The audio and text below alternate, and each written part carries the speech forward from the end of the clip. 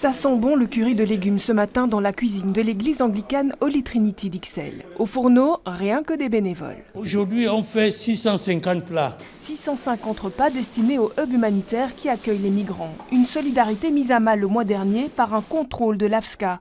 Sous peine d'amende, l'Agence fédérale pour la sécurité de la chaîne alimentaire exige sur chaque portion la date, le nom du plat et la liste de tous les allergènes. Un non-sens pour les deux ASBL à la manœuvre. Mettre des étiquettes sur chaque petite portion de nourriture qui va être distribuée dans 1 heure, ça semble vraiment une tâche très difficile pour un groupe de bénévoles on se soit un peu noyé là dans la demande qui ne cesse d'augmenter. Tout comme demander la traçabilité de légumes provenant de potagers des particuliers, ces exigences administratives risquent de mettre en péril la distribution des repas des personnes vulnérables. Il y a tout simplement moyen de réfléchir à des procédures, des protocoles et des règles qui sont en lien avec le contexte dans lequel on est. On est ici pour répondre à un besoin humanitaire et je pense qu'il ne faut pas que nos ASBL soient détournés de leur mission par des règles qui n'ont pas de sens. L'AFSCA rappelle que des assouplissements existent déjà pour les associations caritatives, mais qu'on ne peut pas déroger à des règles de sécurité alimentaire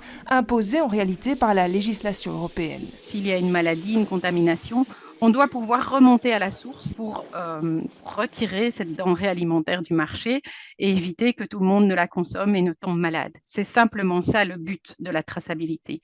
L'étiquetage, il y a aussi un assouplissement qui est prévu dans la mesure où les informations sur les allergènes peuvent être données oralement. Des assouplissements insuffisants selon Bruce Help, l'organisme qui coordonne les dispositifs d'aide d'urgence réclame une concertation avec les acteurs de terrain. C'est avoir la confiance dans les acteurs qui puissent auto-contrôler, auto-évaluer leurs pratiques plutôt que d'avoir ce recours à des contrôles surprises.